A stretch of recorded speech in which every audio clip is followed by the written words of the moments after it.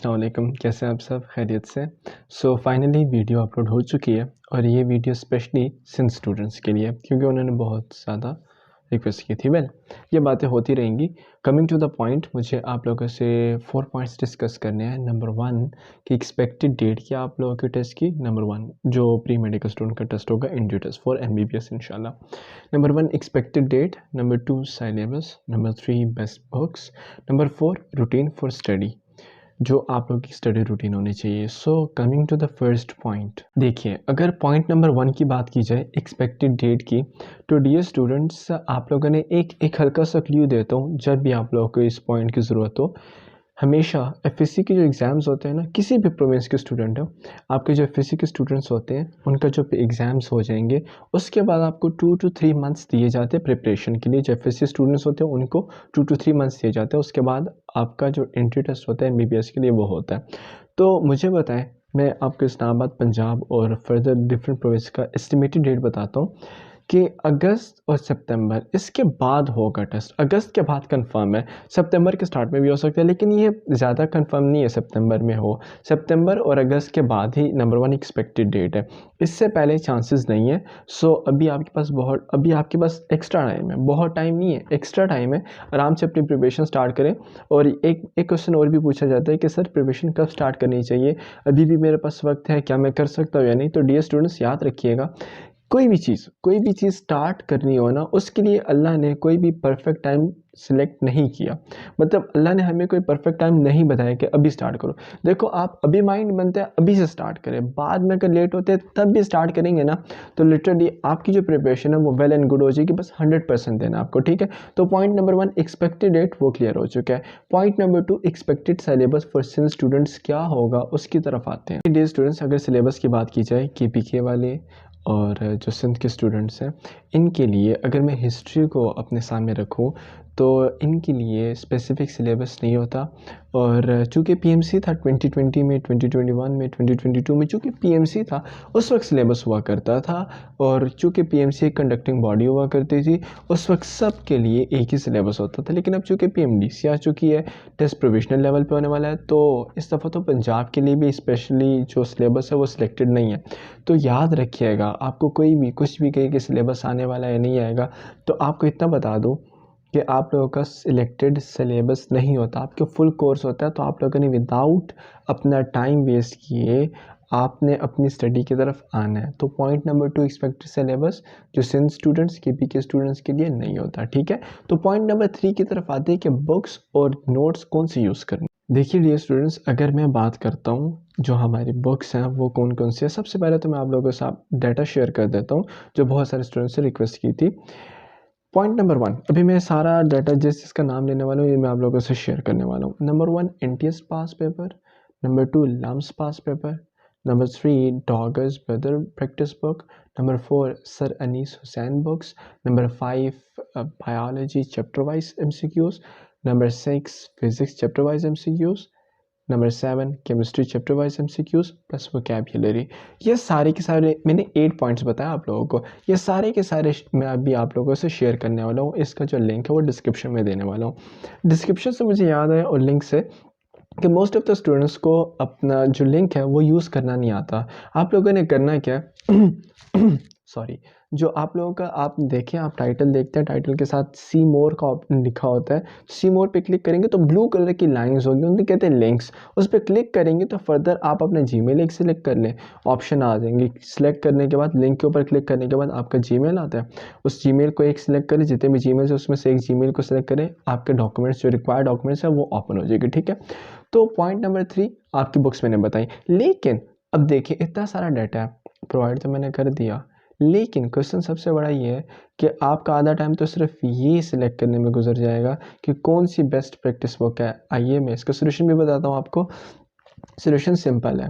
देखिए आपको प्रैक्टिस क्या करनी है, सर अनीस हुसैन की बुक ले लें या डॉगर्स ब्रदर बुक ले लें, ठीक है। इन दोनों में से एक ले लें। सर अनीस हुसैन जो सर हैं उनकी जो बुक्स है वो ज़्यादा प्रेफरेबल है क्योंकि उसमें पास पेपर MCQs भी होते हैं। प्लस आप लोगों ने NTS पास पेपर या लम्स पास पेपर ये दोनों लेने हैं। सर अनीस हुसैन की बुक होगी, पास पेपर्स हो गए, ये 2 चीज़ें प्रैक्टिस कर लिए सफिशेंट है। स्टिल मैंने लास्ट टाइम केपी के स्टूडेंट्स को गाइड किया और मैंने कहा कि डियर स्टूडेंट्स मैं आप लोगों को BOM MCQ बुक देने वाला हूँ जो केपी के वालों के लिए होती है, ईटा के लिए। तो मैं वो बता रहा था, मैंने कहा डियर स्टूडेंट्स ये 7 टेस्ट को ये जो बुक है ये कवर करती है। मैंने उनको लिंक प्रोवाइड कर दिया। मैंने कहा एक टॉपिक होगा, नीचे 7 type of MCQ different test के लिखे होंगे।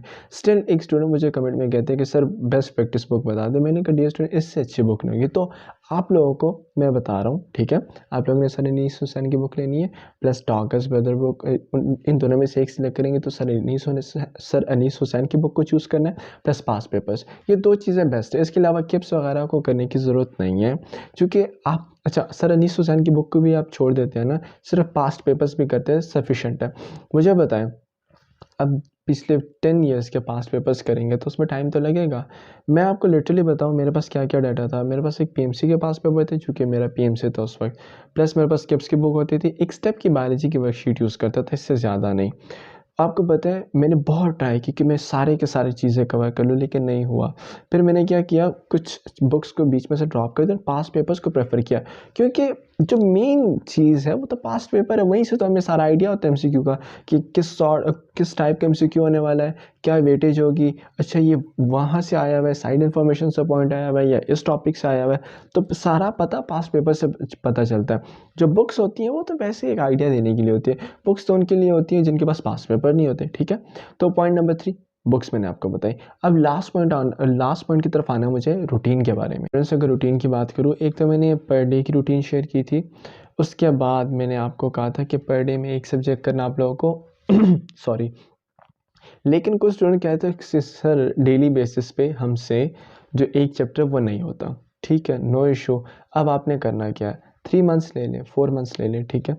अब आप क्या करेंगे कि फर्स्ट मंथ में एक सब्जेक्ट, फॉर एग्जांपल बायोलॉजी को आप पूरा कवर करते हैं, नंबर 1। सेकंड मंथ लेते हैं, उसमें फिजिक्स की प्रिपरेशन स्टार्ट कर दिया, लेकिन जो फर्स्ट मंथ में बायोलॉजी याद की है ना, उसको आपने फिजिक्स के साथ रिवाइज ज़रूर करना। अगर रिवाइज नहीं करेंगे ना, आप फिजिक्स के मंथ में रिवाइज नहीं करेंगे, फिर केमिस्ट्री के मंथ में रिवाइज नहीं करेंगे, बायोलॉजी जो याद होगा वो भूल जाएगा, फिजिक्स जो याद होगा वो भी भूल जाएगा। तो रिवीजन मस्ट करनी है, जो मर्जी हो जाए, आगे मत जाए अगर पिछला याद नहीं है। और याद ऐसा करना है, इतनी अच्छी तरह करना है कि जब रिवीजन करे तो दिल करे याद करने का, रिवीजन करने का दिल करे। आपको पता है most of the student revision क्यों नहीं करते, क्यों बेचारे पिछले ही भूल चुके होते हैं। अगर आप उसी जगह पे रुकते नहीं और रिवाइज नहीं करते तो आपका ये बर्डन और भी बढ़ जाएगा। अब देखिए, आप लोगों ने ये स्ट्रेटजी ज़रूर अप्लाई कर ली, जो कहता है पर डे में नहीं होता, आपको इसे 3 मंथ्स ले लें ईजिली, पर मंथ में एक सब्जेक्ट तो हो जाएगा ना, ये तो मुश्किल नहीं है। अब बच्चा लास्ट सब्जेक्ट इंग्लिश।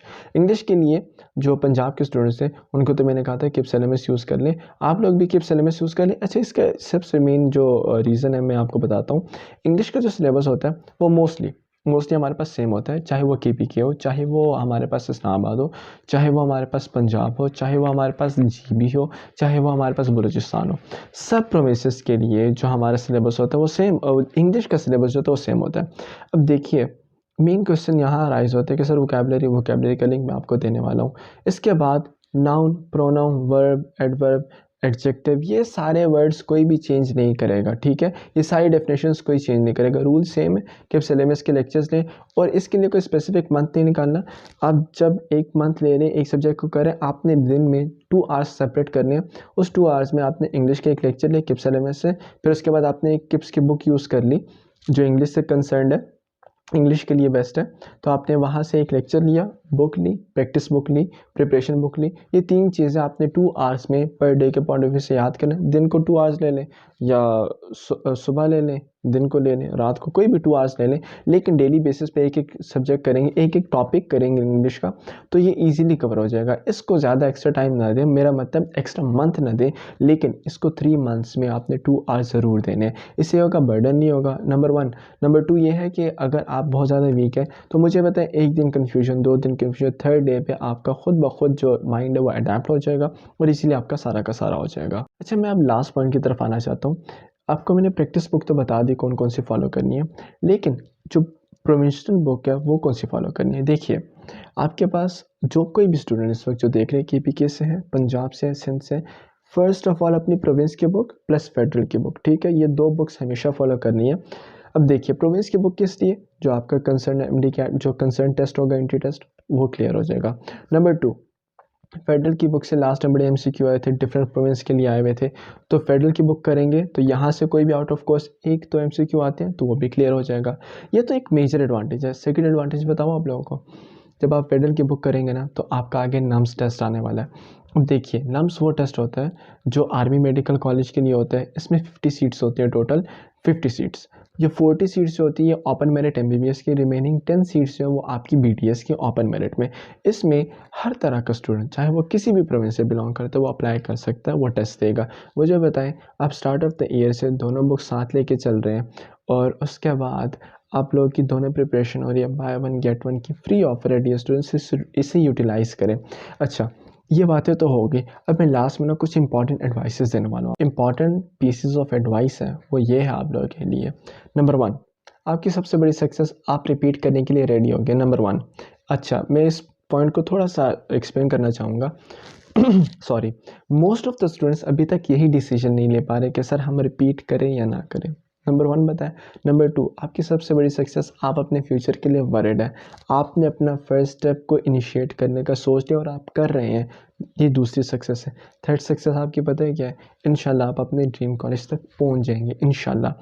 इंशाल्लाह बोले सब, ठीक है।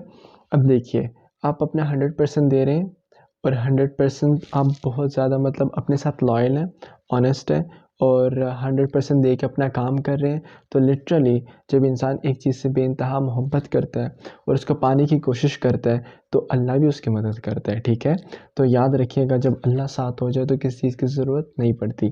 तो ये 3 सक्सेस आपकी डन है इंशाल्लाह। और इसके बाद एक एक लास्ट एडवाइस देना चाहूँगा। मोस्ट ऑफ़ द रिपीटर्स का जो एडमिशन होता है वो पता है क्यों नहीं होता? Most of the repeaters, most of the students, most of the fresher का एडमिशन इसलिए नहीं होता क्योंकि उन्हें डाटा कलेक्शन का बहुत ज़्यादा शौक होता है। आपको मैंने टोटल कितने डाटा पॉइंट्स बताए? 8 पॉइंट्स बताए। 8 पॉइंट्स में से मैंने क्या कहा, सिर्फ 2 चीज़ें यूज़ कर ले, 2 या 3 चीज़ें यूज़, 2 to 3 थिंग्स आपको यूज़ करनी है। सर अनीस हुसैन की बुक बताई, पास्ट पेपर्स बताइए, ये 2 भी यूज़ करते हैं, सफिशेंट है। अब मैंने आपको डाटा तो प्रोवाइड कर दिया, अब आप लोगों ने बिल्कुल भी डाटा कलेक्शन की हॉबी को नहीं फॉलो करना। आप क्वांटिटी पर नहीं जाएं। क्वांटिटी मिकदार को कहते हैं और क्वालिटी कहते हैं जो स्पेसिफिक क्वालिटी नहीं होती, मतलब एक चीज़ कितनी, क्या ब्रांड है उसका, कितनी अच्छी है वो। अब देखिए, मेरा अपना रूल जो था वो सिंपल क्वालिटी का था। अगर मैं 2 टॉपिक्स भी पर डे पे कर रहा हूँ तो इतने अच्छे करूँ कि कल को जब इसमें से MCQ है वो गलत ना हो। अब क्वांटिटी में क्या होता है, मोस्ट ऑफ द से यहाँ से PDF ली, यहाँ से PDF ली, यहाँ से PDF ली। मेरा एक दोस्त था, वो कह रहा था कि सर, अभी वो रिपीट करने जा रहे हैं, वो इस पंजाब के हैं, वो कह रहा था कि सर ऐसा है कि मैंने इतना डाटा कलेक्ट किया था कि मुझे आखिर में ख़ुद समझ नहीं आ रही थी कि मैं कौन सा रिवाइज़ करूँ, आखिर में रिवीजन का टाइम ही नहीं होता। तो आपको सिंपल बुक्स बता दी, प्रैक्टिस बुक बता दी, सिलेबस बता दिया, डेट बता दिया, सारी कन्फ्यूजन, रूटीन भी बता दी, सारी कन्फ्यूजन इंशाल्लाह अब क्लियर हो चुकी है। इसके बाद आप लोगों से एक हम्बल रिक्वेस्ट है कि अपनी प्रिपरेशन स्टार्ट कर दें और फर्दर आप लोगों को डिस्ट्रैक्शंस फॉलो करने की ज़रूरत नहीं है। हाँ, एक बात मैं लास्ट में भी KV के स्टूडेंट्स को कह रहा था, देखिए 2 तरह के आजकल डिस्ट्रैक्शंस हैं। नंबर 1 मोबाइल है, नंबर 2 जो बहुत ही कम स्टूडेंट्स होते हैं, स्पेशली जो बॉयज़ होते हैं, वो थोड़ा सा इंडल्ज है इसमें, लव अफेयर्स में। अब देखिए ये दो वो केसेस हैं जिसमें most of the student involve है। देखिए, मैं आपको इसका सिंपल सोल्यूशन बताऊँ कि क्या करना है। कहते हैं जब आपके जो गुनाह है वो बेइंतहा हो जाए, बेइंतहा आपका दिल गुनाहों से काला हो जाए, बिल्कुल स्याह हो जाए, तो कहते हैं अल्लाह ताला आपको ऐसे केसेस में, ऐसी हॉबीज़ में, ऐसी थिंग्स में इन्वॉल्व कर देता है जिसका कोई एंड रिज़ल्ट नहीं होता, ठीक है। अब नंबर 1 मोबाइल यूज़ कर रहे हैं, ऑल दैट इज़ स्क्रॉलिंग है, फेसबुक है, इंस्टा है और चिट चैट्स है और फर्दर मतलब ऐसी चीज़ें जिसका कोई वजह ही नहीं है, जिसका कोई एंड रिज़ल्ट ही नहीं है, उसमें इन्वॉल्व हो गए। नंबर 2 लव अफेयर्स, जिसका एंड जो रिज़ल्ट है वो होती है सेपरेशन। तो ये वो 2 चीज़ें, और इसकी मेन कॉज़ क्या है, आपके गुनाह बेइंतहा हो चुके हैं, आप नमाज़ नहीं पढ़ रहे। अब मैं आपको बताऊँ, मैं भी इस डिस्ट्रैक्शन से गुज़र के आया हूँ, लेकिन इसके सिंपल सॉल्यूशन, अब देखिए गुनाह बढ़ गया ना, सिर्फ 5 वक्त की नमाज़ पढ़नी, एक तहज्जुद कन्फर्म कर दें, इंशाल्लाह आपके गुनाह भी माफ़, डिस्ट्रैक्शंस भी दूर और सीधा अपने टारगेट को हिट करेंगे, ठीक है। और मुझे एक स्टूडेंट का मैसेज है कि सर तहज्जुद तो हमसे होती नहीं, कोशिश की है, आपको पता है आप अपनी रूटीन पूरे साल, इतने सालों से चलते आ रहे हैं, तहज्जुद की ट्राई नहीं की, अभी तो आपका फर्स्ट स्टेप है ना, आराम आराम से रूटीन बिल्टअप हो जाएगी, ठीक है, नो इशू।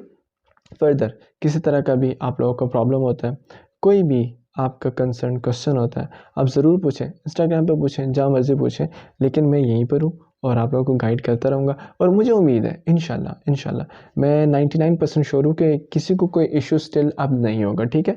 बाकी wish you best of luck, अपना ख्याल रखिएगा। अल्लाह हाफ़िज़।